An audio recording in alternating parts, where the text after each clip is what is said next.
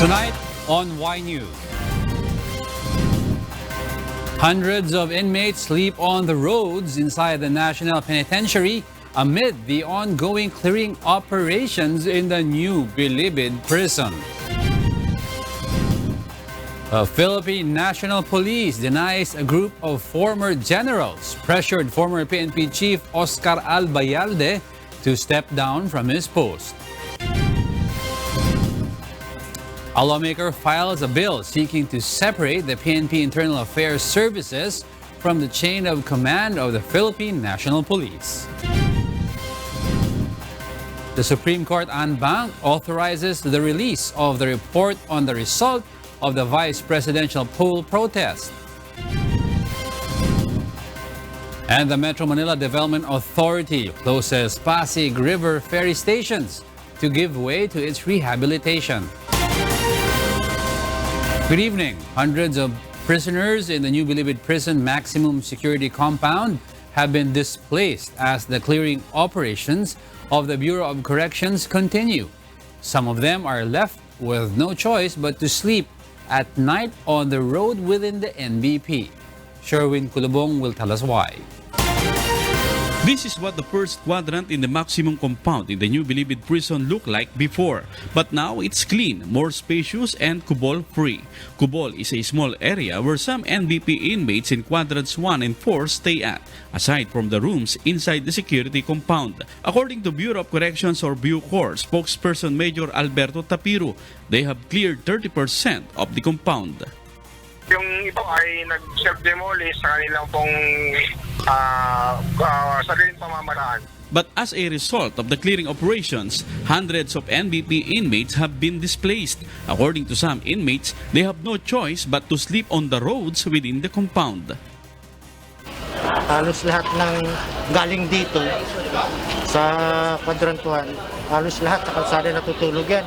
Ano man kasi kami magagawa kahit kasi sila ang nagplano niyan. Puro may plano silang maganda na para dito. Hindi rin namin kasi alam. But Major Tapiro denies this. Ang mga displaced PDL po ay ipinapasok po namin sa mga buildings kung saan po sila nararapat mag-stay.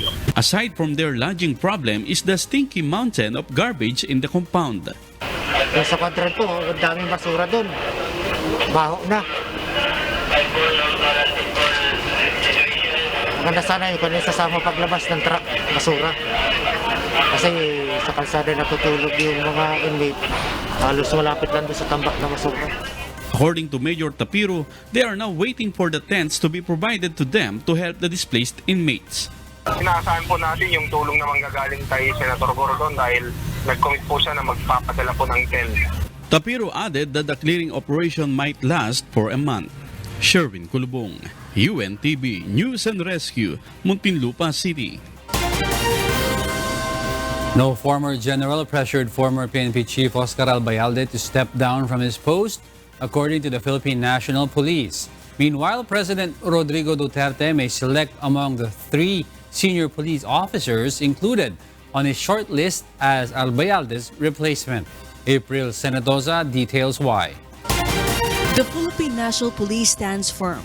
There is no report of a group of former generals placing Police General Oscar Albayalde under pressure for him to resign as the PNP chief.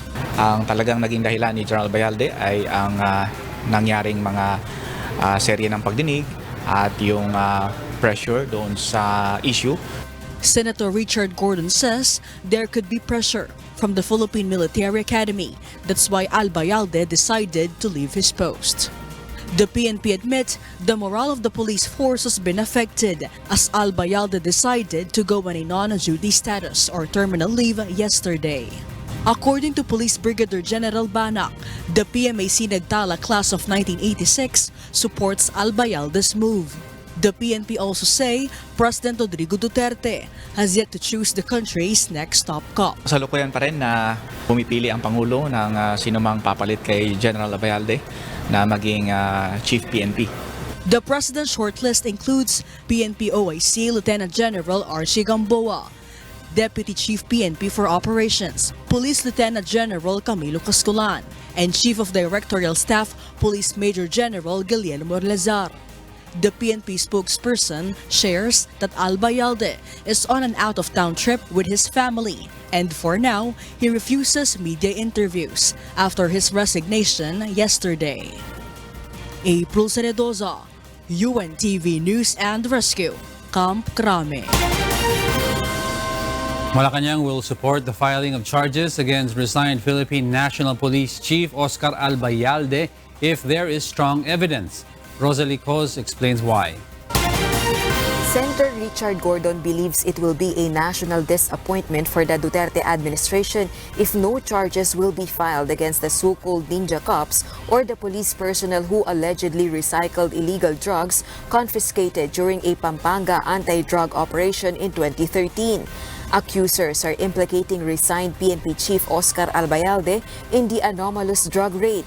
The chairman of the Senate Blue Ribbon and Justice and Human Rights Committees adds it is a good opportunity for President Rodrigo Duterte to show he is determined to curb corruption and irregularity even if those whom he trusts are involved. According to Malacañang, the Duterte administration is willing to support the filing of charges against Albayalde and other cops if there is vital evidence against them. The president is the number one enforcer of the law. So if there is evidence against any wrongdoing, then it behooves the government to file and prosecute. The Department of the Interior and Local Government will pursue its investigation to find out if Albayalde committed any administrative liability. It is President Duterte himself who said he will wait for the result of the DILG's probe and its recommendations regarding the issue. If there is indeed strong evidence, Albayalde may also face criminal charges. It's the prosecutor who will determine the existence of a probable cause. Rosa Licoz, UNTV News and Rescue, Malacañang. The Police Community Affairs and Development Group will double its efforts to restore the damaged image of the Philippine National Police. Leah Ilagan tells us why. These are some of the reactions of netizens to the controversies the Philippine National Police or PNP are now facing.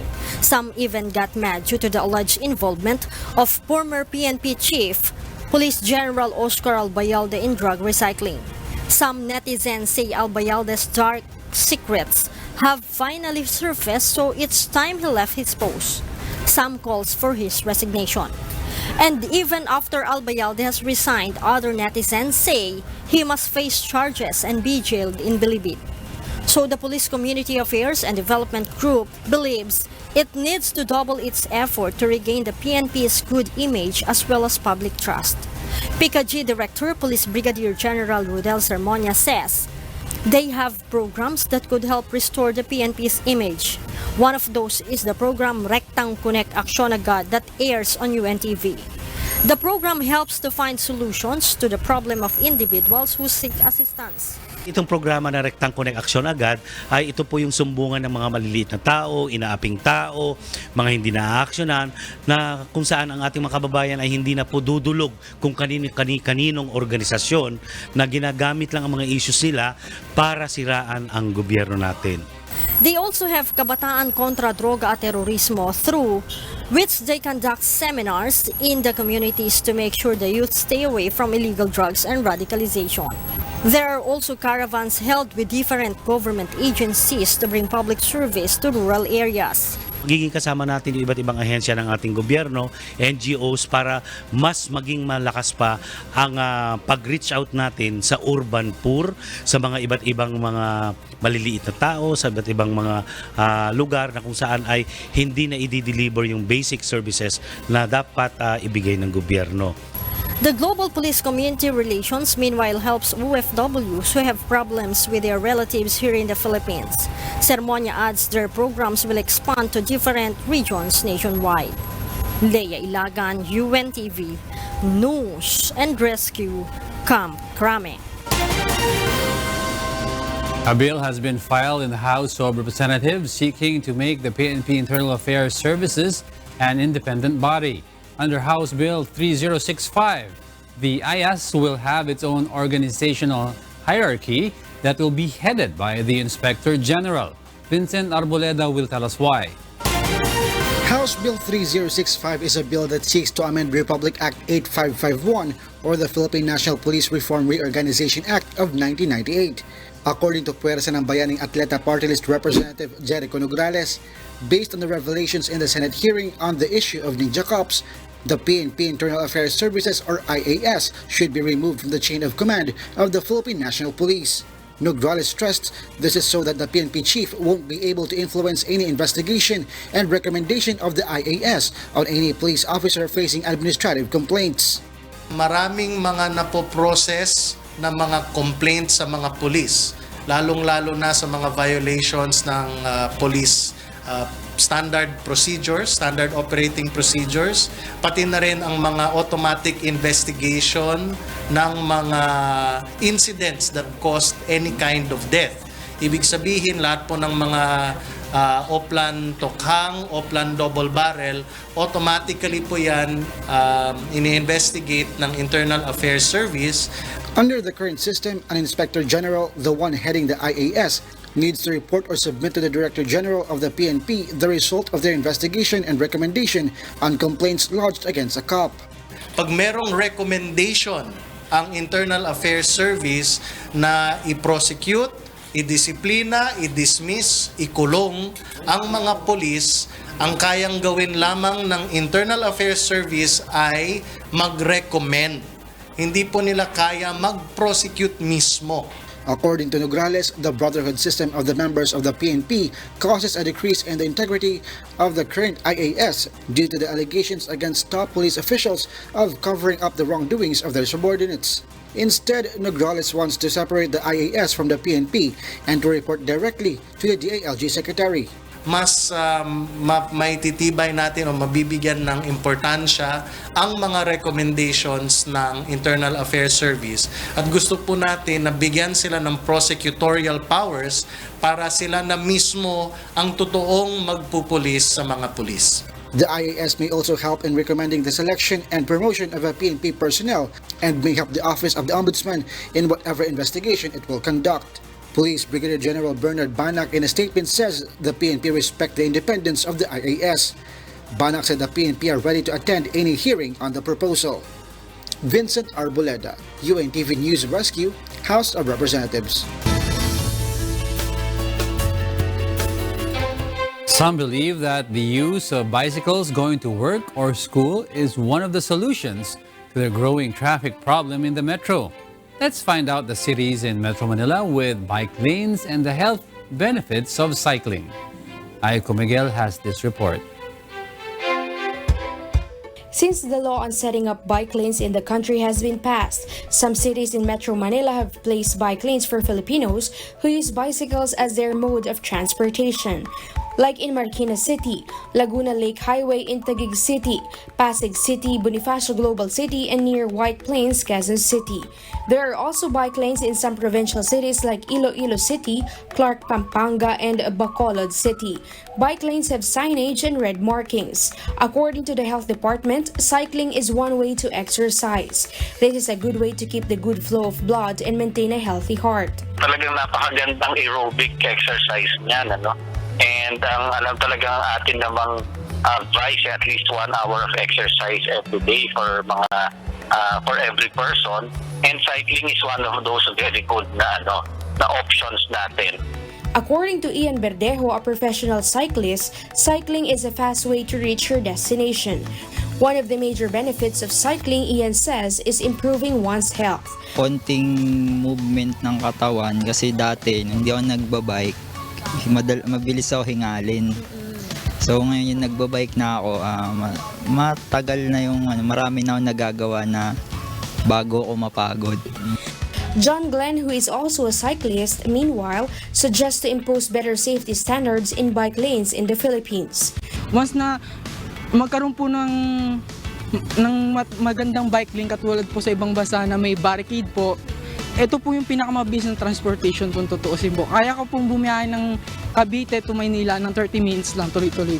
If you are looking for cheap bikes, there are bike stores in the country like a store in Quezon City, which has been running for more than 3 decades now. Ang range namin is 2,000 plus to 5,000 plus. Size 20 yon. Kapag mountain bike, Ang cheapest natin is 4,000 plus to wala nang limit yon. Kahit 100 plus, meron din naman tayo. Depende lang kung anong klase yung brand, saka yung pyesa ng bike. But one must remember that before going biking, be sure to prepare, perform warm-up exercises, and stay hydrated. Enough sleep and proper diet are also a must. Follow traffic rules, and be sure to wear the necessary safety gears to avoid any untoward accidents. Aiko Miguel, UNTV News and Rescue, Quezon City. Welcome back to Y News. We pick up to where Angelo Castro III left off. I'm Alex Baltazar, and here are the headlines. The Supreme Court and Bank authorizes the release of the report on the result of the vice presidential poll protest. The Metro Manila Development Authority closes Pasig River ferry stations to give way to its rehabilitation. The Armed Forces of the Philippines creates a joint task force to rescue an abducted British businessman and his Filipino wife in Zamboanga del Sur. SM Entertainment expresses sorrow over the loss of K-pop star Sully. And a group of Filipino chefs cook for a Dumagat community in Tanay, Rizal. Good evening. The Supreme Court and Bank has authorized the release of the report on the result of the ballot recount in 3 pilot provinces involved in the Marcos Robredo poll protest. Nel Maribohok reports why. Supporters of former Senator Ferdinand Bongbong Marcos and of Vice President Leni Robredo rallied in front of the Supreme Court today ahead of the expected deliberation on the electoral protest.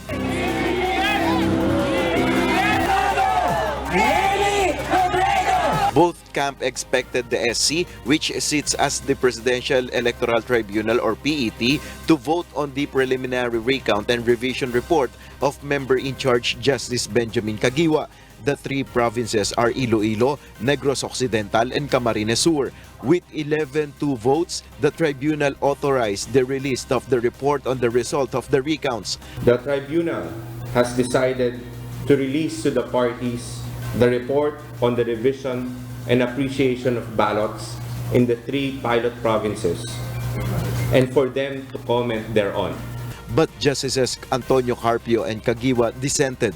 The PET also asked the 2 parties to comment on the preliminary recount report. The tribunal likewise required the parties to submit a memoranda on the various issues relating to the jurisdiction and other matters on the 3rd cause of action of the case, which is the annulment of election results for Vice President in the provinces of Lanao del Sur, Basilan, and Maguindanao within a period of 20 days from receipt of the notice. This is the 4th time the tribunal did not vote on the Caguioa report. The result of the votes will determine if the poll protest would progress or be dismissed. Meanwhile, Malacañang respects the SC decision on the election protest. So whatever the decision of the court, we should abide by it. Hayaan nyo na sila. We'll just wait.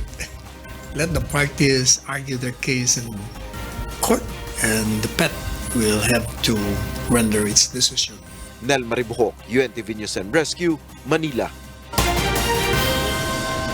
Only 8 stations in the Pasig River ferry system are operating for now. 6 stations have been closed to give way to repair and rehabilitation works on the ferry system, while only 2 ferry boats are available to transport its passengers. Despite these, there are some who still prefer to ride the ferry boats. Joan Nano tells us why.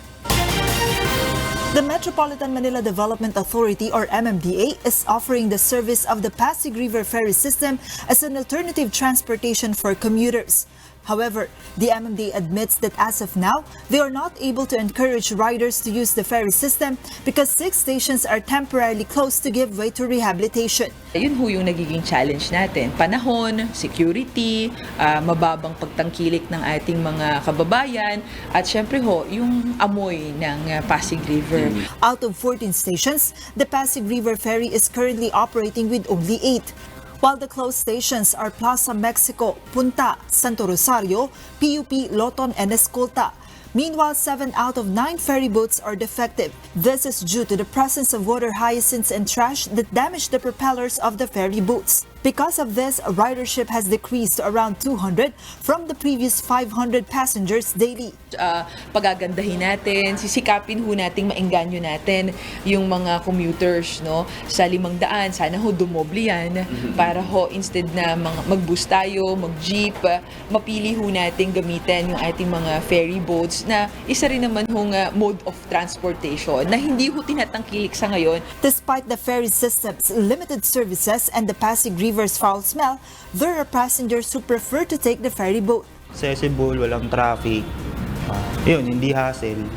Kasi nga, syempre, hindi palipat-lipat. Pag nag-land ako, 3 sakay o kaya 2, kaso wala yung lakaran.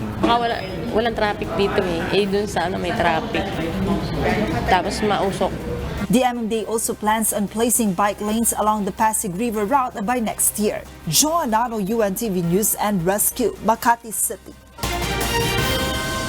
The first set of China medallion trains will be deployed at the Metro Rail Transit Line 3 or MRT3 tonight. The DOTR said this development comes after MRT3's Japanese maintenance provider, Sumitomo Corporation Mitsubishi Heavy Industries, TES Philippines, signed a consent for the limited deployment on 1 medallion train set. The said consent, according to the DOTR, indicates that the train set will be deployed for an initial trial period until the maintenance provider begins its rail replacement works in November 2019. Each train set can carry up to 1,050 passengers. Around 48 medallion trains were purchased by the Aquino administration for 3.8 billion pesos, but most of it have not been used over doubt of its compatibility with the current MRT tracks.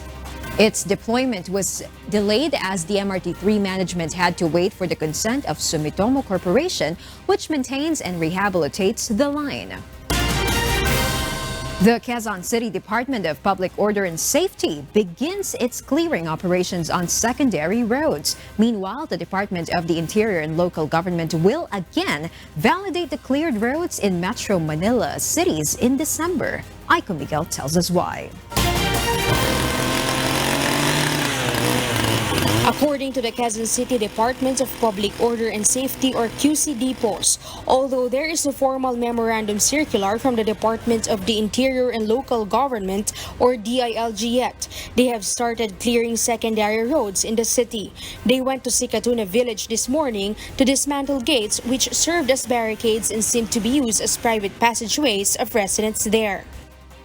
Very fair tayo dito, wala basta't public property, access ng public, wala tayong sinasanto rito.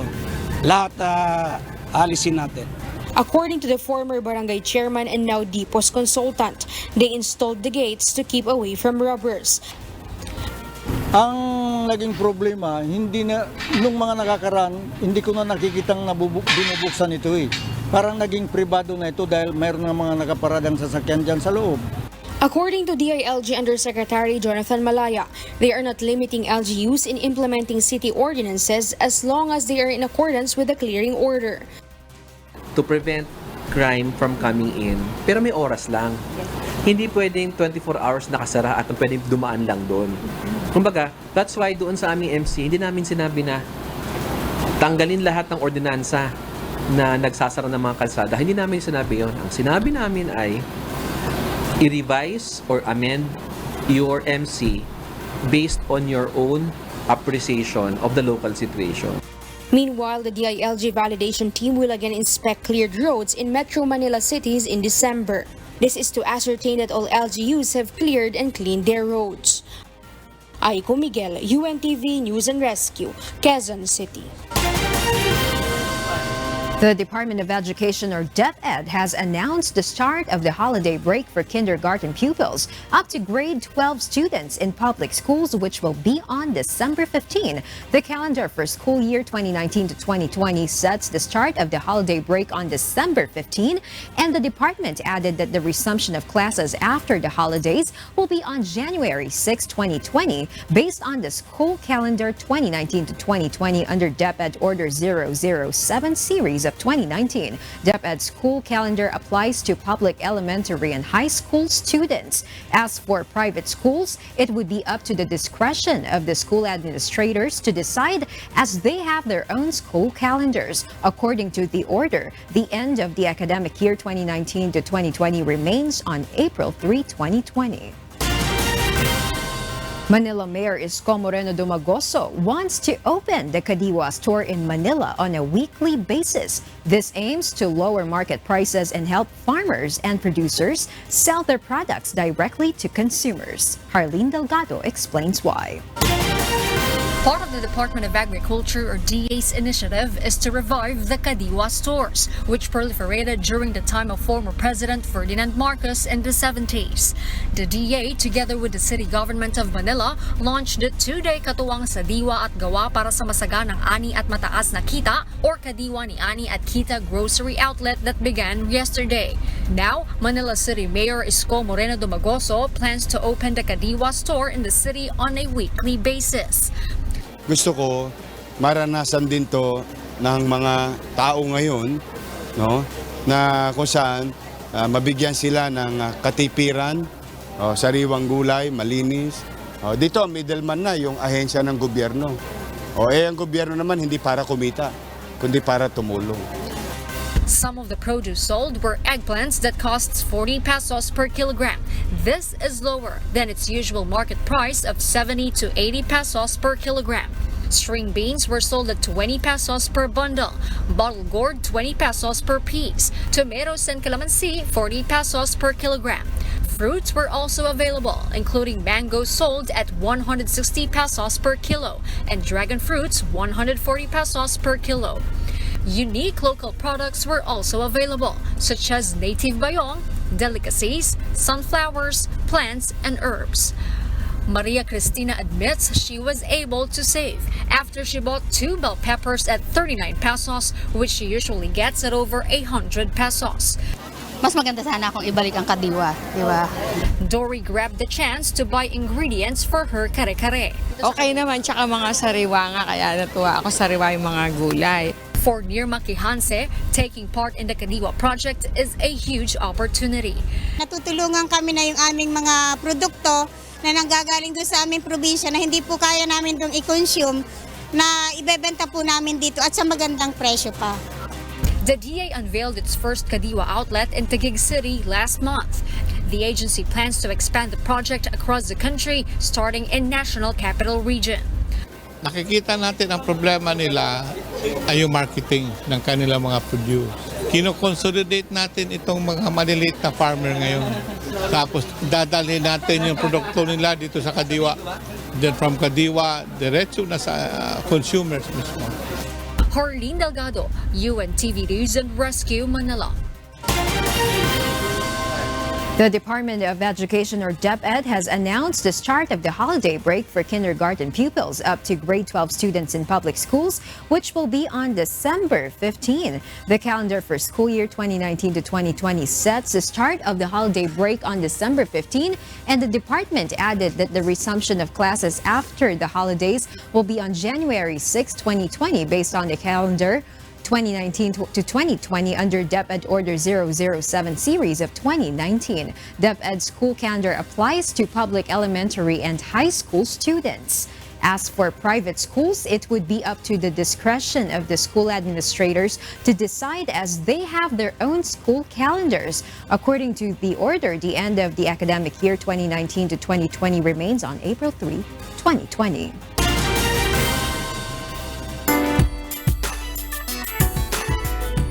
Management agency SM Entertainment expressed condolences and sorrow after a former member of TOP's South Korean girl group FX, who had spoken out against cyberbullying, was found dead. The body of Choi Jin-ri, better known by her stage name Sully, 25, was discovered on Monday at her home in Songnam, south of the capital. Sully debuted with the 5-member FX in 2009. It became one of the most popular girl groups in South Korea and helped fuel the global K-pop craze. Sully left the group in 2015 and launched a career as a solo singer and actress. Most recently, she appeared on a television program in which K-pop stars discussed their experiences with malevolent online comments. A Dumagat community in Tanay, Rizal enjoyed their time with the Philippine Chef Society as the group held a tree planting activity and outreach program. Janica Cruz has this report. Children in a Dumagat community in San Andres, Tanay, Rizal had fun with the members of the Philippine Chef Society or PSC during the weekend. The boys and girls joined various kiddie games to challenge their skills and improve solidarity.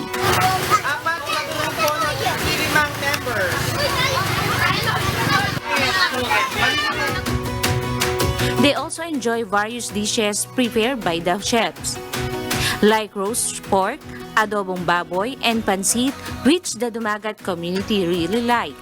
So ito yung mga experience, ito yung makabagong experience na i-share namin sa inyo na napagod kami, hiningal kami, pero ang sarap namin kasi ang sarap sa feeling na makakatulong kami sa kapwa namin. The PCS arrived at the community after a long walk, under a sunny sky, on treaded paths, and bridges and in streams. Sulit naman po pagdating dito sa taas na nagbigay tayo ng konting, parang tulong na rin yung pagtatanim ng konting pangkabuhayan na magiging source of income din po nila pagdating ng panahon. The group of chefs was able to plant over 100 new fruit-bearing plants. Nagpapasalamat nga po ako at natulungan po kami sa ganyan tree planting para po yung ating kalikasan ay madagdagan, muling makarecover uli yung ating pong bulubundukin ng bayan ng Tanay po. The PCS outreach program and tree planting activity at the Dumagat community is part of their advocacy to bring back to nature and to support indigenous communities. Janica Cruz, UNTV News and Rescue, Tanay, Rizal. And to complete the most significant news for this day, Y News continues here at Top Story. The Armed Forces of the Philippines Western Mindanao Command are taking the necessary steps to rescue a British businessman and his Filipina wife who were abducted in Zamboanga del Sur last October 4. Dante Amento tells us why. The authorities' search and rescue operations to find British businessman Alan Hirons and his Filipina wife Wilma Paglinawan Hirons continue. The couple were abducted in Tukuran, Zamboanga del Sur on October 4th. The AFP Western Mindanao Command or Westmincom has created Joint Task Force Hirons to rescue the victims. Dalawa yung angulo na tinitingnan natin at we have the idea but for now for our own consumption lang muna until such time na makuha na natin. Authorities have been monitoring some persons of interest. Police Regional Office 9 has recently released a facial composite of 2 suspects in the abduction. AFP Westmincom Commander Lieutenant General Cirilito Sobihana says the victims are still in their area of responsibility. We have to really make sure na yung aming ginagawa ay sang-ayon doon sa mga informasyon na talagang closer to reality kasi it might be a waste of resources, a waste of energy and a waste of effort. No particular group claims responsibility for the abduction. The Zamboanga del Sur provincial government has pledged to give a 1 million peso bounty to anyone who could give information on the location of the victims. Dante Amento, UNTV, News and Rescue, Zamboanga City.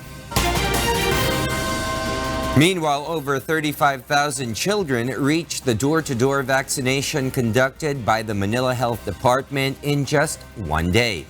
Many parents are now more receptive of the government's vaccination program. Harleen Delgado reports why.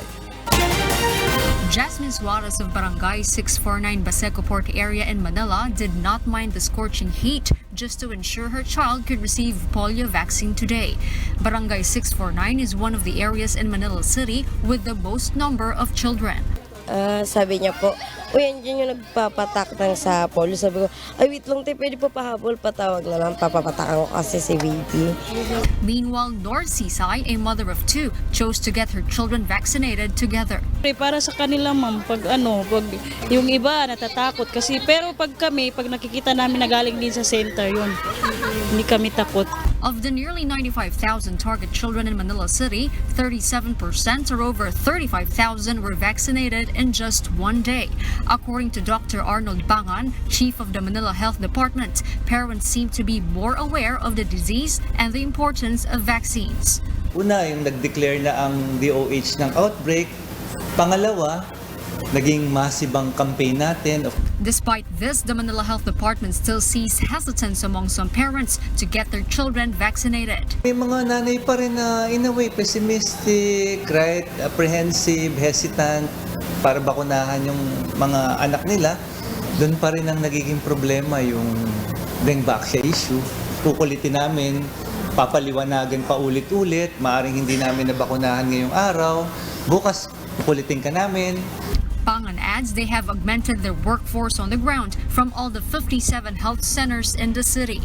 So they have postponed an earlier plan to put up polio vaccination centers in public areas such as LRT Line 1 stations. They hope to reach their target number of children by the end of the week. Harleen Delgado, UNTV News and Rescue, Manila. And in other news, the death toll in the worst typhoon to hit Japan for decades climbed to 66. 15 people remain missing nearly 3 days after Typhoon Hagibis smashed into central and eastern Japan. More than 200 people were injured in the storm. The highest toll was in Fukushima Prefecture, north of Tokyo, where levees burst in at least 14 places along the Abukuma River, which meanders through a number of cities in the largest agricultural prefecture. Some 138,000 households were without water, while 24,000 lacked electricity. Thousands of police, fire officials, and military personnel continued to search for people who may have been cut off by floodwaters and landslides set off by the storm, with hope diminishing that the missing would be found alive. And for the news abroad, here's Kath Dumaraos reporting live from Bangkok, Thailand. Kath, good evening. Good evening, William. The U.S. has sanctioned 2 Turkish ministries and 3 senior government officials in response to the country's military offensive in northern Syria. President Donald Trump also phoned his Turkish counterpart Recep Tayyip Erdogan to demand an immediate truce, Vice President Mike Pence said. Pence said he would travel to the region as quickly as possible. Syria's army earlier entered areas in the northeast. This could result in confrontation with Turkish-led forces.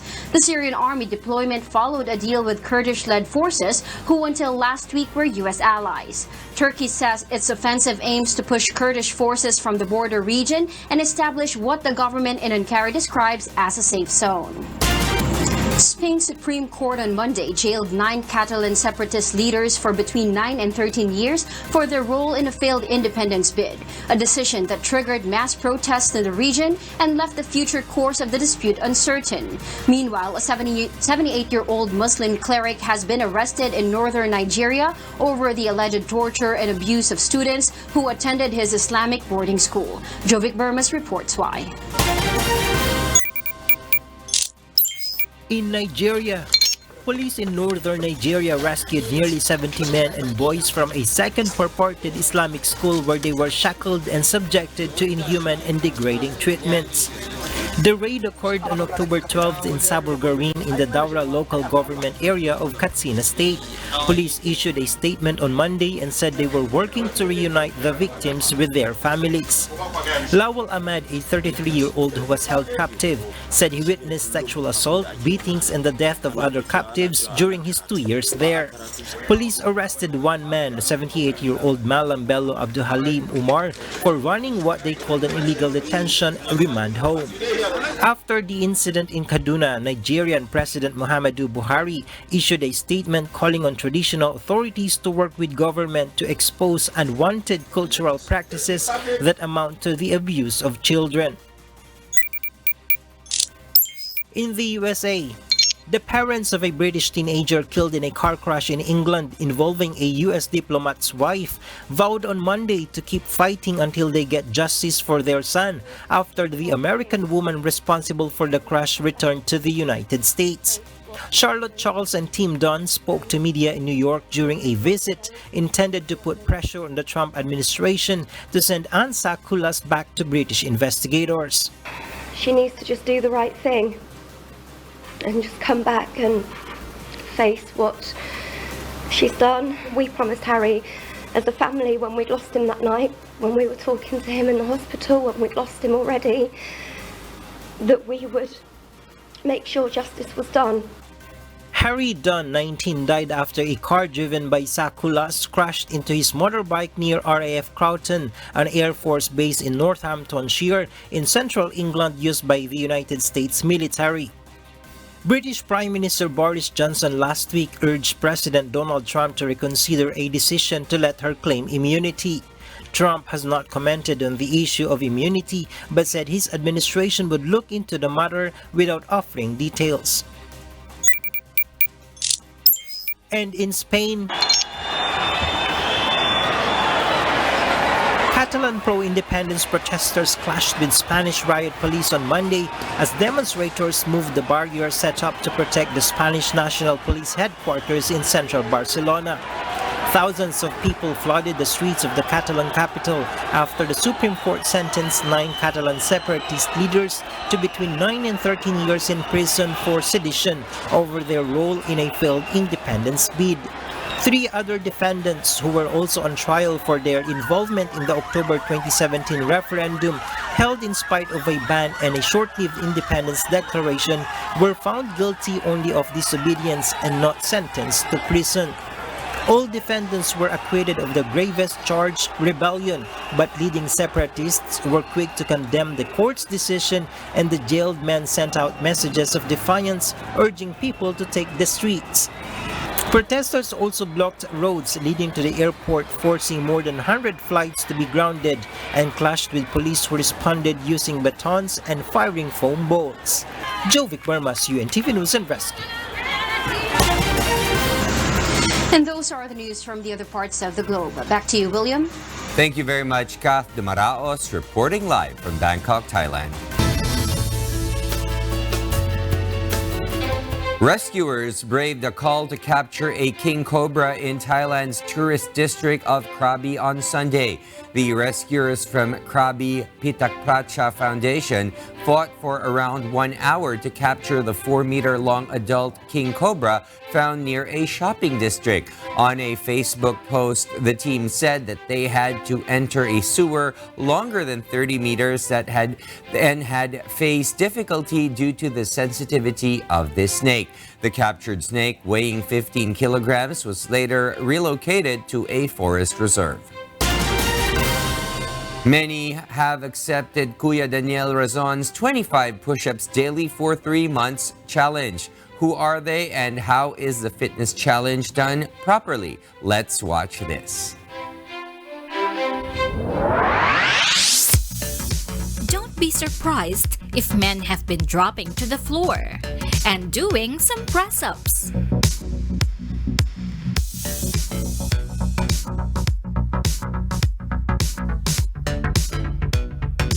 Get ready when you meet Kuya Daniel Razon and tells you this. Bechingo.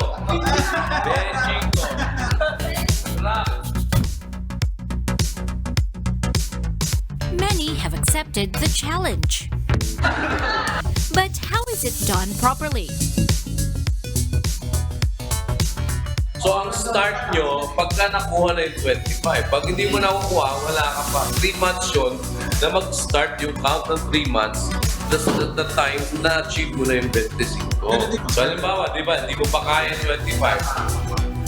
Iyaano mo yun, papracticein mo siya until such time na nakuha mo na yung 25. Not only UNTV employees and officials have accepted the challenge, but also our kasambahays. Sino mo nagtitake the challenge? One of them is Buboy Cuevas. It's so easy for him, even with a toddler on his back.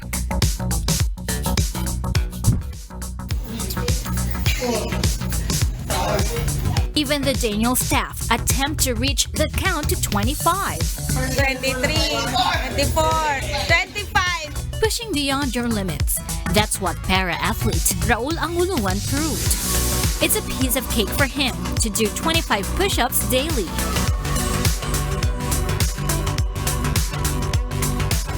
Day 4, Challenge Fitness by KDR.